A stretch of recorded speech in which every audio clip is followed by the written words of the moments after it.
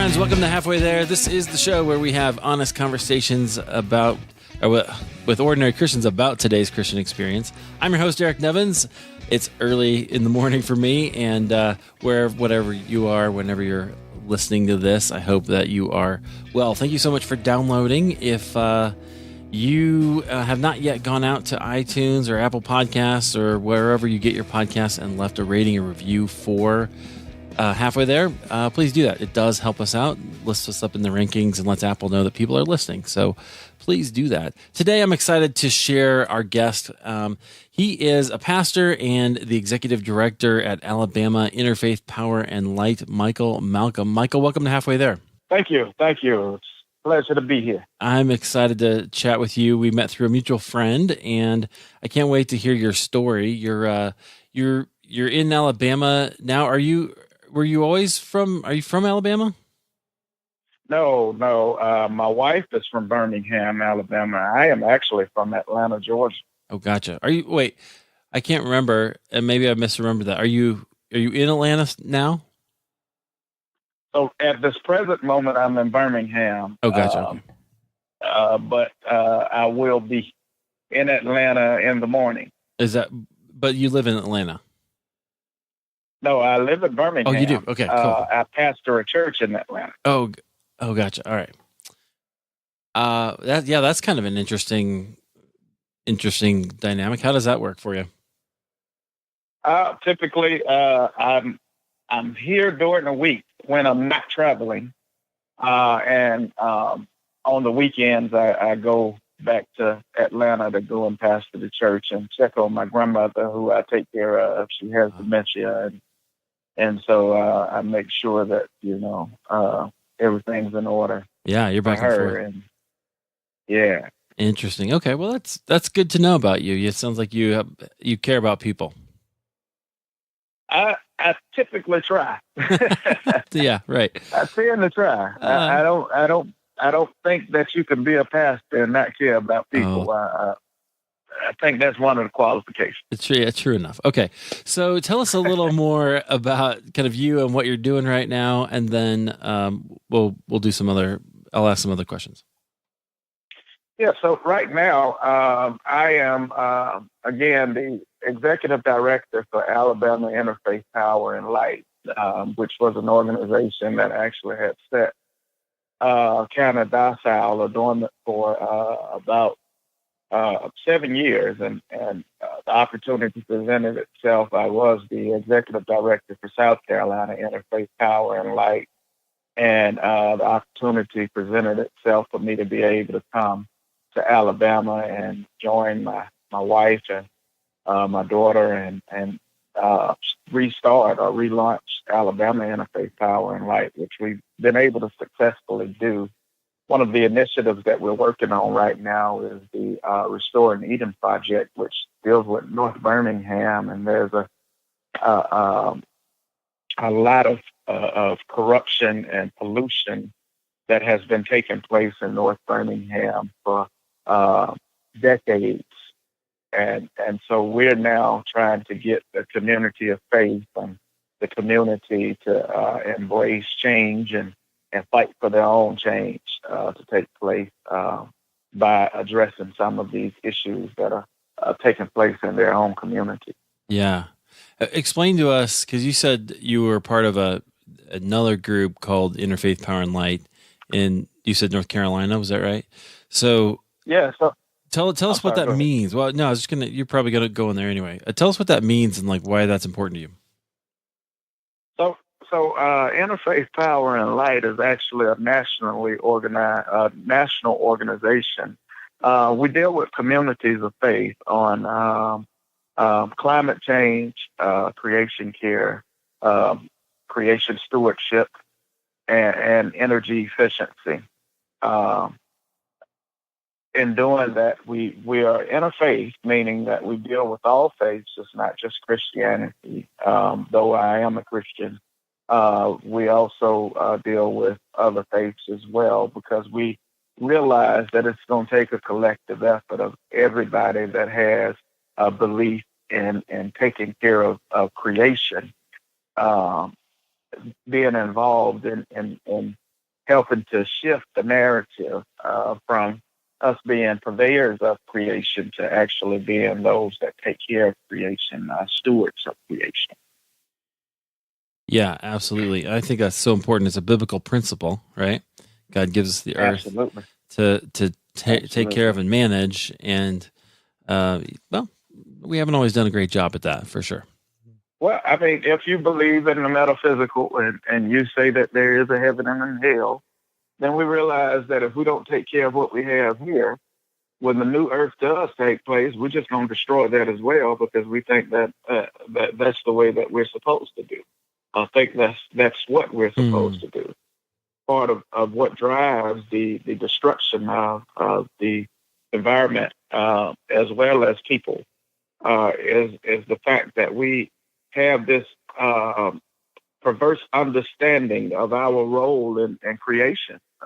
We somehow have usurped God and put ourselves in the place of God, and so we have a misunderstanding of resources, and we think that resources are unlimited, and that what happens to one person doesn't affect me. But the fact of the matter is, if the air you breathe, I breathe.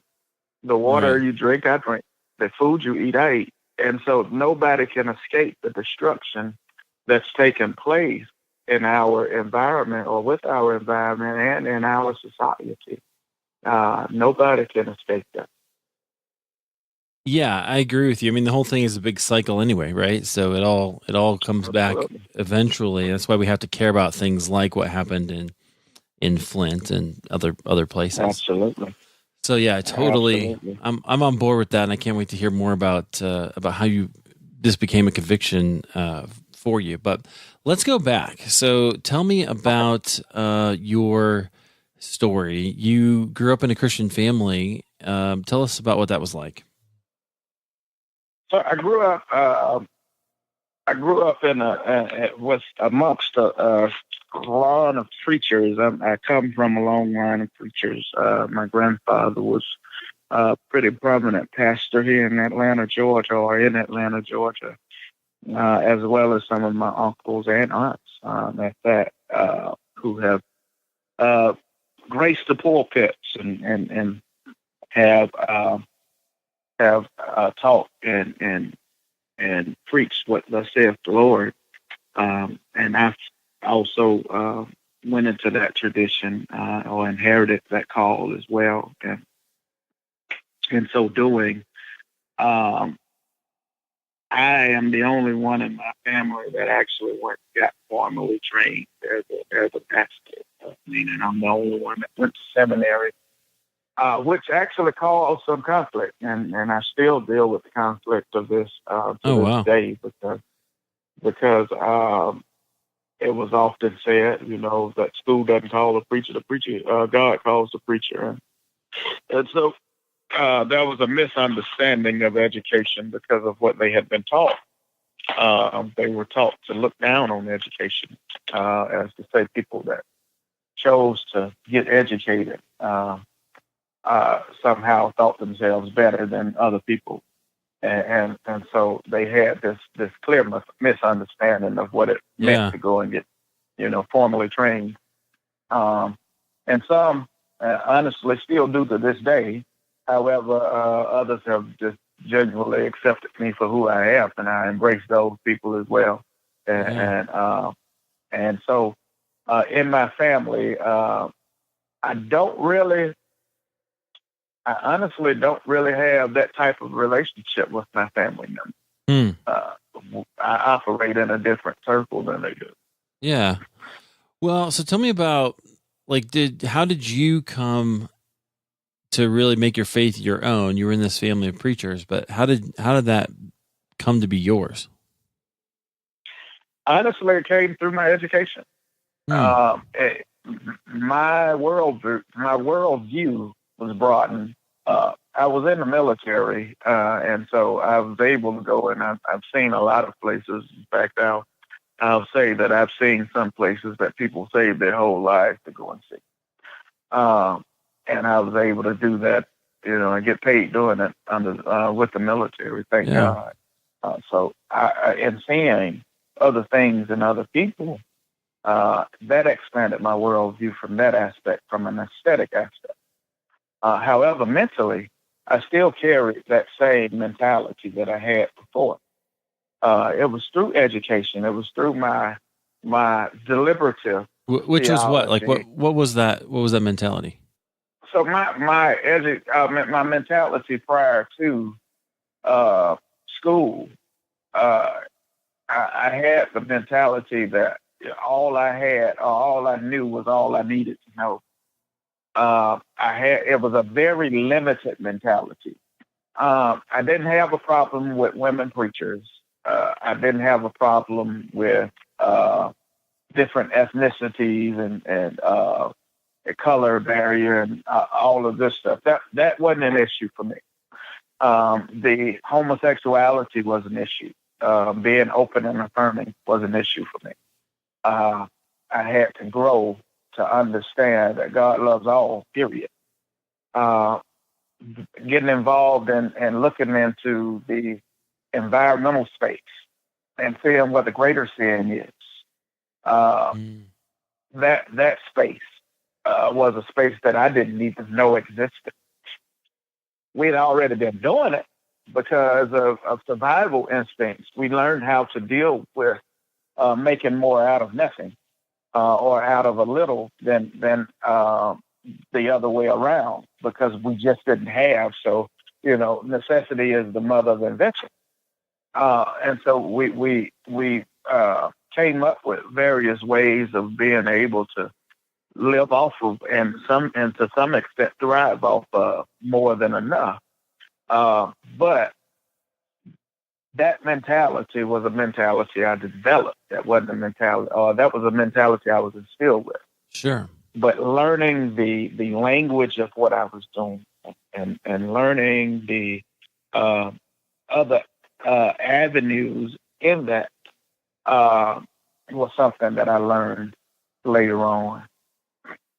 Yeah. So that's what I meant by the mentality. Being able to actually, to sum it up, being able to look out in the world and see in society all that's going on, and taking that to God and having that conversation with God about what I was seeing wasn't something that I knew how to do prior to going to school. It wasn't something I even knew was possible prior to going to school. Yeah. Because I was always taught growing up, you don't question God. You can't talk to God. Oh, that's interesting. As you would talk to God as I'm talking to you. What? I'm sorry. What did that do for you? Like, how did that shape who you saw God as? Well, I mean, when you've grown up and this is what you've been taught your whole life, it did nothing for me, but it instilled in me this is the way God is. It wasn't until, again, my deliberative theology, the things that I was learning, had war with my embedded theology that real change took place, and I allowed for that to take place. It wasn't until I opened myself up to seeing that there was a different way of doing things, a different way of thinking. Yeah. That I realized in stepping back and looking at the situation that, hold on, what I've been taught might have not been the way that things actually are supposed to be. And perhaps I need to start looking at this individual relationship and me getting to know God for myself versus what people have given me about my God. Yeah. We see it in Scripture. When you look at Abraham, he taught his son Isaac, and Isaac began to pray, and he prayed to his father, prayed to the God of his father Abraham. And wasn't until Isaac experienced God for himself that he prayed to the God to his God. The same thing happened when it came down to Jacob. Mm-hmm. If you look in the scripture, you'll see Jacob did the same thing. Jacob prayed to the God of Abraham and Isaac. until he had a real manifestation to take place between him and God manifested God's self for him, that he was able to say, my God. So it's not until those your deliberative theology, the things that you've experienced, the things you've studied, the things that you've dealt with, come into conflict with those things that have been instilled in you from birth or from growing up or from people talking to you that you've embraced. It isn't until that conflict takes place that you begin to see who you are authentically. Yes, I completely agree. And I think that's a big part of what this show is about, is trying to get into those moments and see what happened. And my hope is that, at a minimum, help other people who listen to this show and are in those moments know that it's okay, and that on the other side is actually more intimacy with God, not less. But tell me, so growing up, though, did you ever have an experience of kind of giving your life to Christ or something like that? So I actually preached my first sermon. I think I was 8 years old. Now, mind you, I can't say I knew everything about what I was doing. Yeah, of course. I didn't know the mechanics of preaching at that time. I just knew I had something on the inside of me telling me to speak up. I am actually a shy person. I'm an introverted extrovert, meaning that I can deal with people, but I'm really naturally and authentically just an introverted person that really more or less likes to be to myself. Yeah. So it sounds like you didn't really have like a moment when you decided to follow the Lord. It was just kind of, this is where we are, and you followed that. Yeah, and that's okay. By the way, I did. I preached my first sermon when I was 8, and then as I grew up, and growing up, little boy, and hormones started taking over, and hormones and all kind of devilment, whatever I could get into, started being the thing to do for the day, and before you knew it, I was questioning whether God really existed in the form that I knew God in, and I started searching. And so in that, I can't say that I've always walked close with God. I've always done the right thing. I've always said the right thing. And I ignored that calling up until my childhood pastor, who was also my uncle, Bishop J.T. Stroud, John Thomas Stroud. He died. And he had already, basically spoken over my life and told me that I would be a preacher.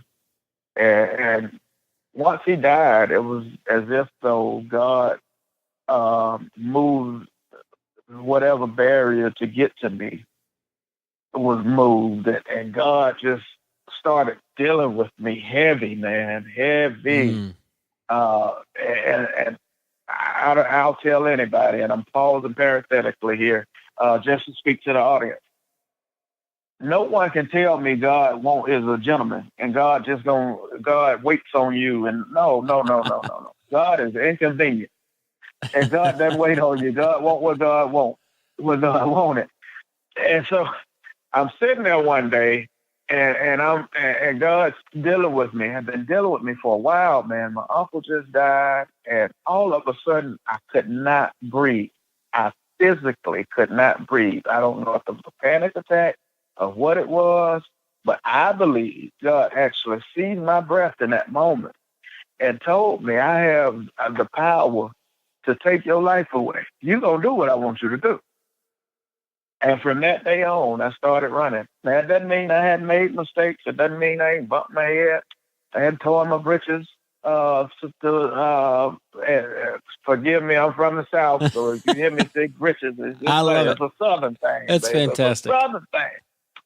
Doesn't mean I ain't torn my britches, man, but it does mean that I hadn't let go of God's hand while doing it. I'm reminded of David and how the Bible says that David chased after God, and David was a man after God's own heart. Doesn't mean David didn't sleep with Bathsheba. Right. But it does mean that David tried his best to make amends after making that mistake. You know, and so my life is mirrored in the flaws of the models that I've seen in Scripture, and so I don't make any qualms, which helps me to lead with compassion. Yeah. Yeah, absolutely. And to be centered in love. Yeah.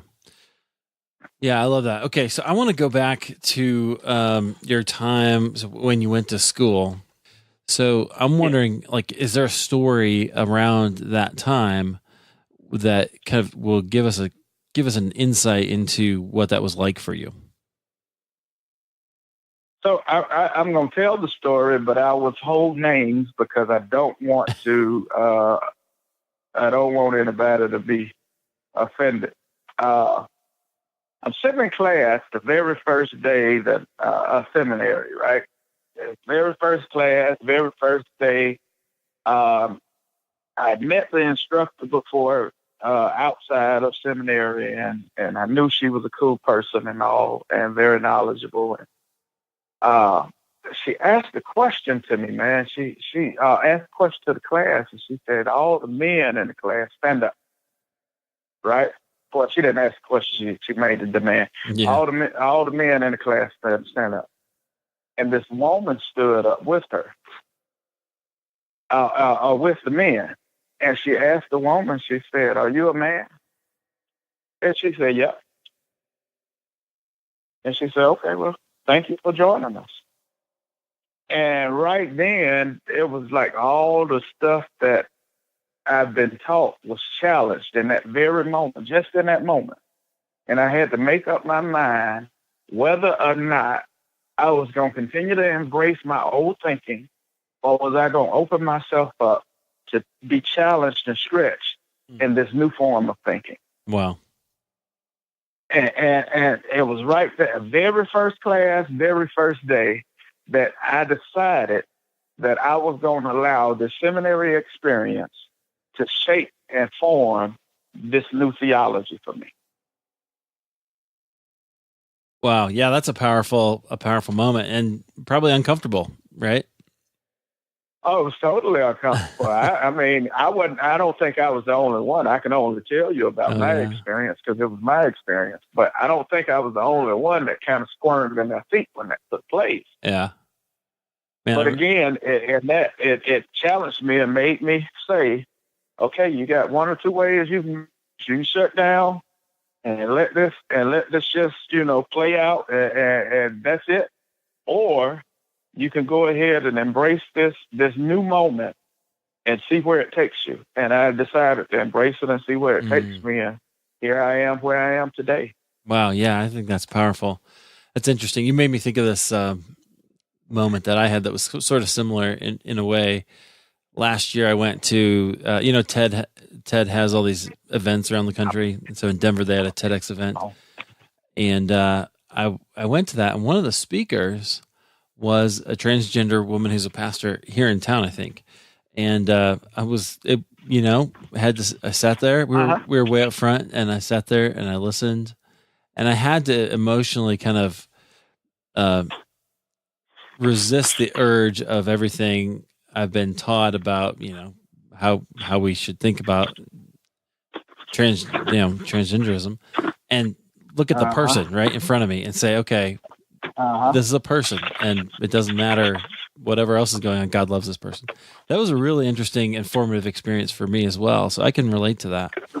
It's interesting. I think one place we've gotten off track is where we've made the politics of those kinds of things more important than the theology of those kind of things, right? And the theology of God's love for other people. Mm-hmm. Yeah. Anyway, so there's a little aside, but thanks for sharing that experience. So, what have you ever had an opportunity or have a time when you felt like God was kind of far away or distant, or sort of that dark night of the soul experience? Yeah, I wonder. Tell us one of those stories. If I be honest with you, I wonder what God is right now, man. Yeah. I really do. With given everything that's going on right now, given the climate of the politics of the day, how we've lost sense of all morality, it feels like, and we've taken things that should be a moral issue and politicized them. Mm-hmm. I wonder where God is. You know, you can't really tell the difference between the corporation owners and executives outside of the pastors because they're both speaking the same message of destruction. I wonder where God is. Yeah. I really do. I mean, I can't be any realer than that, man. When I'm seeing, my black and brown brothers and sisters getting killed in the street by people that have taken an oath to protect and defend them, and they're the ones that's taking their lives. And then when they stand to say our lives matter, we say all lives matter, as if to say, we gonna co-opt your whole argument or your whole. There's something sick in the mind of a society, man, that that can put taking life over giving life. There's something perverse about that. So I even now I'm wondering where's God in this? Yeah. Wow, that's really, really vulnerable. Thank you for that. That's such an interesting issue. It's hard. This is one of the reasons I wanted to talk to you is because, it's tough. I'm a white suburban guy, right? My whole life. So I don't get those kinds of issues like you would. And so open that up for us a little bit. What I see is, I see these videos on Facebook of people, cops treating black kids badly. And then I want to know, well, what else happened? That's the question that I ask. And yet I don't agree with the way with the behavior either, right? From the cops. So there's a lot of conflict for people, in our situation. Just open that up for us a little bit so we can understand better. Well, you all have been taught, or some people, forgive me, some people in particular, those who are generally of European descendant, that are European descendant, and that are typically white men in suburbia, have been taught that the police are there to protect you. They're there to serve you. And for us, I can give you a case of my own self. When I was in high school and I first started driving, man, I'd get pulled over every single day in my neighborhood. Every day. And it was always said, you fit the description of somebody we're looking for. When in all actuality, I did fit the description because I was black. But you were looking for something. You weren't looking for somebody. You thought you were going to catch me doing something that I wasn't supposed to be doing. Luckily, in that time, they just didn't catch me doing something I wasn't supposed to be doing because, hell, I was doing it. Excuse me. Forgive me. But nevertheless,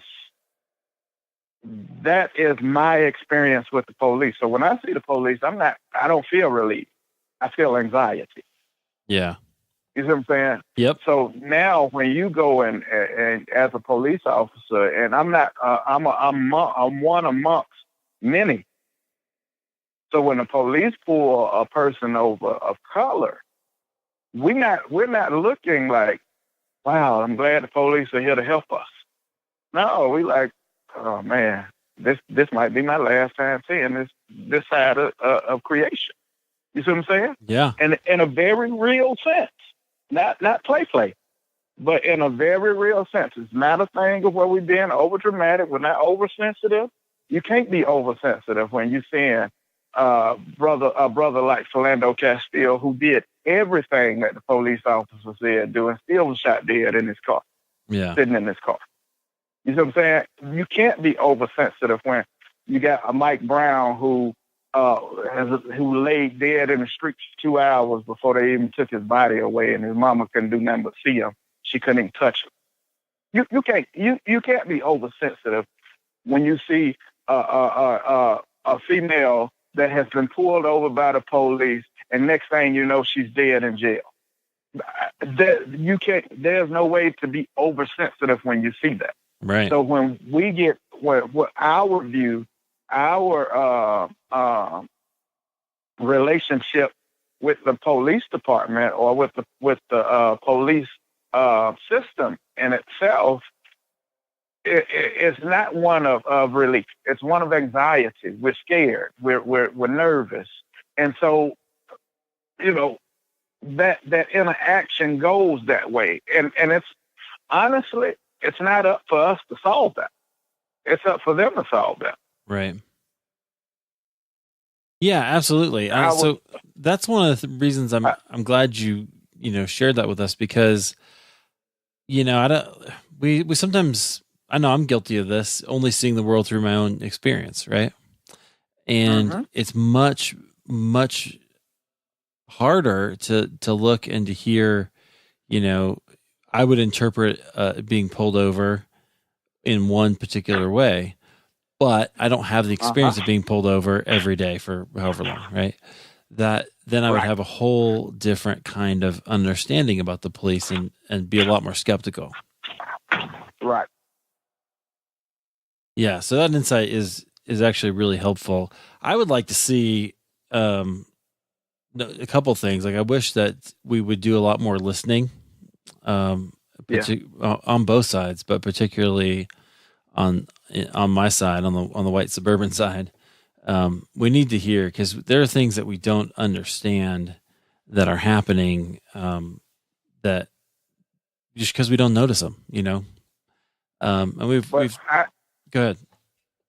But Eric, I tell you, man, in order to hear, you got to lean in. Yeah, you're right. That's the problem. Absolutely. We have to say, I want to hear, and ask the question. In my experience and in my studies, white fragility is real. And in that, one of the things that are a symptom of white fragility is white people don't like to talk about race. They don't like to talk about racial issues. And so they don't really want to acknowledge race, because that brings up the past, and the past doesn't look good for you all. Right. You all don't have a good track record. I mean, that's just the real. And there's this desire to make it to be that you all have this good track record and you all here to save the world.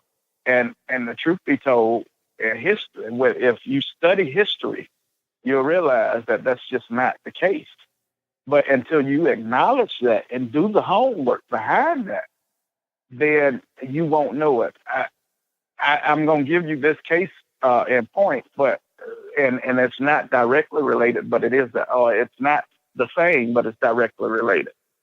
I was looking at the Brett Kavanaugh and Dr. Ford testimony on yesterday, and I was also looking on social media, just because I like to look at social media, and I've got some conservative people that I'm attached with just as well as I've got some liberal people I'm attached with.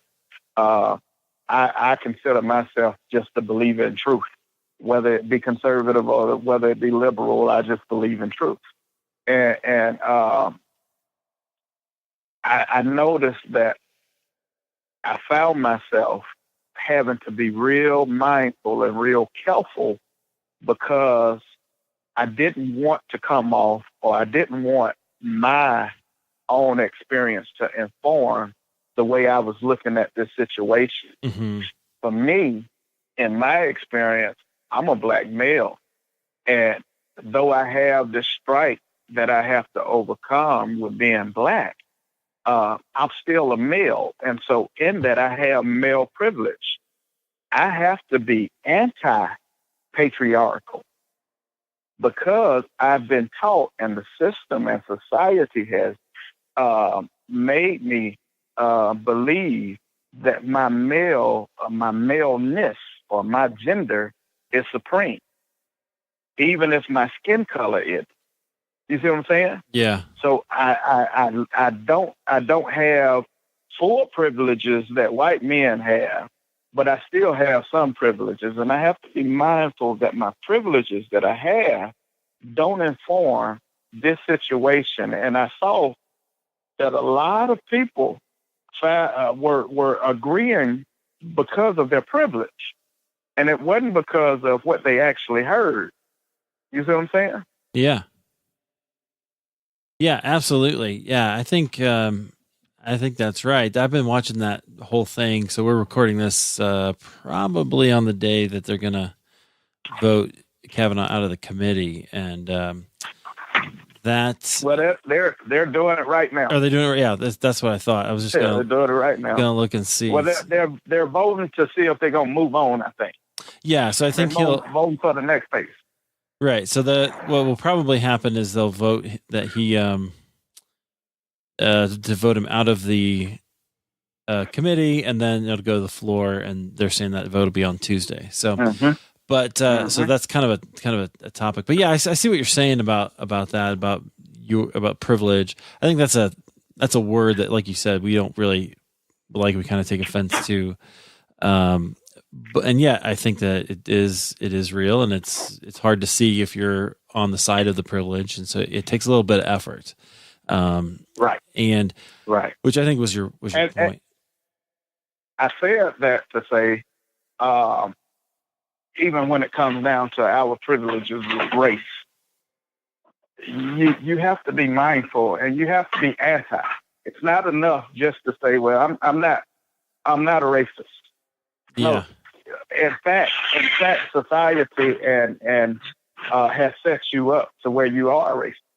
You have racist points of view. You have to be anti-racist in order to combat that. Yeah. Well, I grew up in Iowa, for instance. So Iowa, we were on the northern side of the Civil War, right?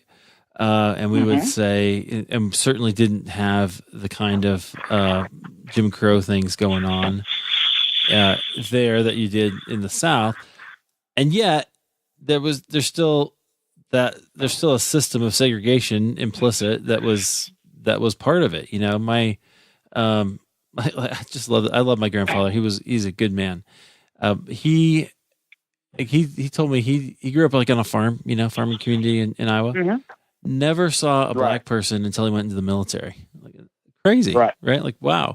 And I guess in a small community that was much more likely way back then. But so I don't blame him. He was in Iowa. Y'all ain't got many black folks in Iowa. No, we don't. But even there is still sort of the segregated culture, And we'd like to think, because we don't ever have to deal with this. I guess this is where I was going. Because we don't ever have to deal with interrace relations, that it's all fixed. And that's not the case. And, it took me a long time to figure that out. And move into other places that were a lot more diverse really sort of helped that. But, I appreciate all of that. I think it's an important message. Friends, I know it's hard to hear and to think about, but it's so worth just digging in. And if you ever have a question, one of the best things to do, one is go make a friend if you don't have any friends of other races, but also is pray and ask the Lord what he thinks about it, and ask him to show you your particular biases, whether you think you have them or not. He will, and he is faithful to do that. He wants you to have his heart for other people. Even if this is an uncomfortable conversation, take it to him. That's always the right thing to do. I mean, even in that, and I apologize, but even in that, God speaks all the time. Yeah, God speaks. God speaks not only directly to us, but God speaks through other people. But if we don't listen. If we don't listen, if we're dismissive of other people, then we'll miss God. You see what I'm saying? Yeah. Oh, yeah. And absolutely. Oftentimes, when we look and you make you make the victim the victimizer, or you turn it around to make yourself the victim when somebody tells you that they're being victimized, then you've missed God. Right. You see what I'm saying? Because you've closed yourself off. Yeah. So that's one of my big things. I think this Kavanaugh situation is really highlighting, right? Like, we can't blame. Right. We have to say, and this is I kind of settled on this view. I have to believe her. Like, I can't, I met Dr. Ford. How am I to question what she's saying? Right. And I think we have to preserve the presumption of innocence until proven guilty, because that is foundational for our society as well. And it's a tough tension to hold. And yet it's the right one. And I think it's the moral one. It's the best way to treat all the people. So, man, okay. Wow. Well, Michael, I love getting into the deep end. This is a lot of fun. But I want to hear more about you, because I want to hear about your experience. This is all related, of course, but I want to hear stories from your life. So tell us how you ended up with the Interfaith Power and Light, and then particularly in Alabama. And then I want to talk about the environment a little bit, because I know that's a big deal for you as well. It weaves in some of the topics we've been talking about. Yeah, absolutely. So, I mean, even in that, environmental racism is extremely real. I'm in Alabama, and I run Alabama Interfaith Power and Light, which covers the whole state of Alabama. But I'm also the environmental justice representative for the Southeast Conference of the United Church of Christ. And so I deal with churches throughout the Southeast and communities throughout the Southeast. And one thing that I found out that's indicative of communities throughout the Southeast is we are, particular African-American communities or communities of color and rural communities, we are extremely, extremely underserved when it comes down to environmental pollution, because most industry is in the Southeast. As far as your plants, as far as your various production facilities are concerned, they are typically in the Southeast, and they're typically somewhere centered around communities that are of color, or communities that are in rural areas that don't have the finances or the backing to be able to fight for themselves. Those with the financial backing would say, not in my backyard, and they would raise a big stink, and have the backing to get and the support to make sure that things that are unjust doesn't happen in their communities. Well, you've got those that are of color and those that are in rural communities and vulnerable communities that can't fight the same way. And so these industry comes into these communities and pollute these communities. They run down the property value. They pollute the communities where people's health is in crisis, and as a result, these people have to live in this toxic genocide, and have lived in toxic genocide for generations. And again, it's indicative of what happens in the Southeast. One of three. There are 3 states in the Southeast that emit the most pollution in the entire nation. That would be Alabama, that would be Mississippi, and Louisiana.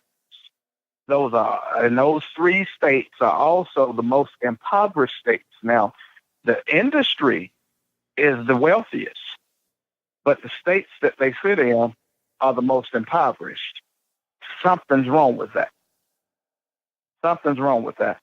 Right now, I'm dealing with a situation in North Birmingham. For over 100 years, these people have been living under toxic genocide, rare forms of cancer. Children are dying early with cancer. The houses are dilapidated. You can see the soot from the emission of the plants that are around these neighborhoods that are, and the soot is actually falling off the houses. The road, when you're going down the road, it looks like it's raining all the time because you have that glimmer. You know that glimmer that you have when there's a drizzle on the ground, Mm-hmm. and the roads are wet. Well, Yeah. the roads aren't wet. It's just that this soot, this toxicity that is being emitted from these factories or these steel plants are actually this soot is landing on the ground and just staying there. The people can't grow any fresh food because the soil is contaminated. They don't have fresh food groceries in their neighborhoods, and the plants aren't giving anything back to the neighborhood in form of ensuring that they clean up the mess that they have. Not only have they done this, but they've actually, because the EPA declared the fund a Superfund site, they actually put out a campaign of misinformation to tell these people that that their land was okay, that if the EPA came in to test their site, they would take their houses, or they wouldn't give them any money for their houses. Never mind that these people paid for these houses and are still paying for these houses, and the property value has dropped by like $20,000 since they've purchased the house, and they're still paying full price for it. Yeah. So you look at all this, man, and it's crazy. But to go even further, one of the state reps that was over this particular community, the industry, the plants, ABC Coke and Drummond Coal, actually hired or bribed this state rep, Oliver Robinson. He's getting ready to get sentenced next month.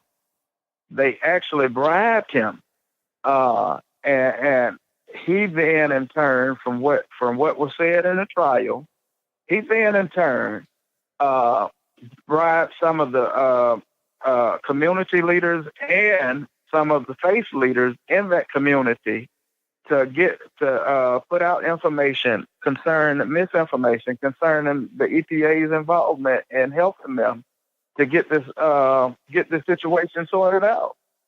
And come to find out, he pled guilty because he was bribed and he was bribing. And then one of the executive vice president, and one of the lawyers also were found guilty and are getting ready to get sentenced, I believe, in November. So when you look at this and you look at this corruption and you look at what's happening, there's no way in the world that you, being a person of faith and believing to be a servant of God, wouldn't want to be involved in this, wouldn't want to be a part of trying to get this situation straightened out. And for me, it's not about Republican, it's not about Democrat, it's not about conservative, liberal, it's not even about creating jobs. It's about whether it's right or wrong to continue to commit toxic genocide on this people. Yeah, and that's a great example of things that we would just never know about, right? Unless somebody brought some sort of attention to it. And I think you told me before, like, you're having a hard time even getting attention to it because people don't really want to know about it. Well, it's not that people don't want to know. It's that the industry has such a lock on this state that they are controlling the narrative, that people in the next city over doesn't even know about this situation. Right, and they're affected by it just as much as anybody else. Well, we are all affected by it. Again, when you look at climate change happens because of major factor in climate change is because of our action. It's because of these plants that are emitting so much pollution in the air and all these gases in the air that's causing us to have such dramatic hurricanes and tornadoes, and our weather is all topsy-turvy and haywire. It's because of this pollution. It's because of these plants. It's because of these things that a great deal of this occurs, and it's throughout the Southeast. But the problem I see is the Southeast, although all this is taking place in the Southeast is yet ignored, yet underfunded, and yet under-resourced. Michael, so thanks so much for being here. Like, where can people find out more about all of this and more about you? You can go to www.ALIPL, A as in Alpha, L as in Lima, P as in Paul, A as in Alpha, L as in Lima, I as in Indica, P as in Paul, L as in Lima, .org. And that's Alabama Interfaith Power and Light's website.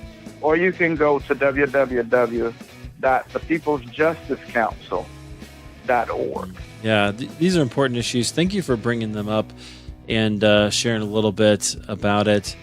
And I really appreciate that and your work. I've got links to everything that we talked about. Both those links will be in the show notes at halfwaytherepodcast.com, friends. Once again, I just want to ask you, go ahead and go out, check out these links, but then also go out to Apple Podcasts, leave a ratings or review, especially if you listen every week, friends. I'd love to hear from you. It encourages me a ton, but also it lets Apple know that, hey, people are listening to this podcast. We should make it a little more visible so that more people can find it. Hey, Michael, thank you so much for being here. Appreciate it. Not a problem. Thank you, sir.